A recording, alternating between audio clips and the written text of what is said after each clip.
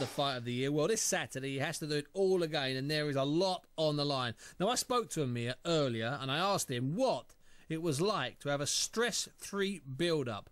No visa problems, no internal aggro, just him and Freddie Roach.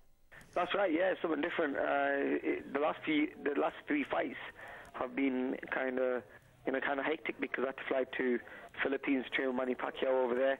From there, I had a visa problem, and then had little problems in the camp. Sure. But this camp has gone the smoothest. Things have gone really well.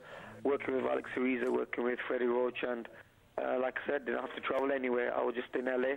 I've stayed in LA and just travelled an hour to Vegas on a flight to where the fight's going to be. But it's been a great camp, and like I said, it's been very, very smooth and chilled out. But I would argue, Amir, that you need it because this is a real potential banana skin. This is such a hard fight. Yeah, definitely. We knew that this is going to be a tough fight, and we can't really afford to travel and spend a lot of time in there and not have the right training camp. So, Freddie knew that himself. That's why he's spent full time with me.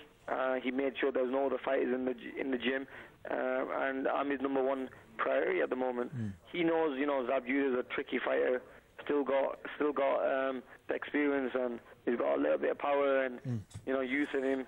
So we just have to be on the game, really. We can't make no mistakes, and we need to go and take that title off him. And he's got that dangerous thing. He's got that double whammy, I call it. He's found religion, which is always dangerous in a fighter that used to live a wayward life, and he's got a brand new coach, stroke guru in Pernell Whitaker. Right. Now those two factors, that adds even more importance to it. It does, yeah. It's going to give him confidence, and he's already 5-time world champion, and even that's going to work on his side. And like I said, he's found religion, and that's going to put him on the right path. It's going to give him more discipline in life, and his boxing is going to help him. But we know what to do, how to beat this guy, and he can have anyone in his corner really, because I still think he's going to be the same Zab Judah as it's always been, and his habits. I don't think he can change his habits. There's a few things that he does in the fight that in his previous fights that we've seen that he's always going to be doing. So we've been working on them. We know it takes, but we just have to be, like I said, one step ahead of him, and me and Freddie have worked on a game plan how to beat him. Now, Amir, I never like to ask fighters about future fights, but I met recently in London with Richard Schaefer of Golden Boy, and he was plotting about the next 18 months for you. 4 big fights, including a big one back here. How much do you know about his plans for you? Yeah, it's good to have a plan, a set plan, because I think that just, in a way, gives you a good drive, and it just gives you an ambition.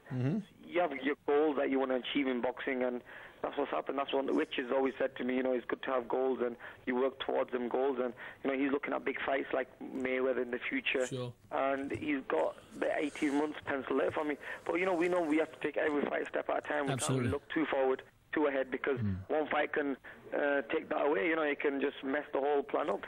So we know how dangerous it is, to face whoever. But at the end of it, we want to fight the likes of Mayweather out there. The guy who's the best in the world. Sure.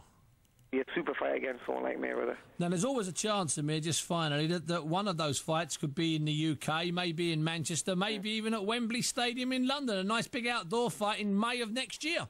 Yeah, it could be, and I think we know the British boxing fans they love boxing, and one thing about it, if you're going to bring a big fight to the UK, they are totally going to be behind it. Absolutely. So bringing a fight back to Wembley, I know we can sell it out, and they face a big fight with someone like Mayweather. I think that's just a fight. It could be the biggest fight in Britain ever. Yeah, it certainly could. Well, listen, Amir, good luck against Zab Judah, and we'll speak to you hopefully after the fight. Yeah, thank you very much. That was Amir Khan talking to me there in Los Angeles before he left for Las Vegas. His fight with Judah is live and exclusive on, here's the plug, Primetime in the UK. It will be worth, by the way, every single penny. I've got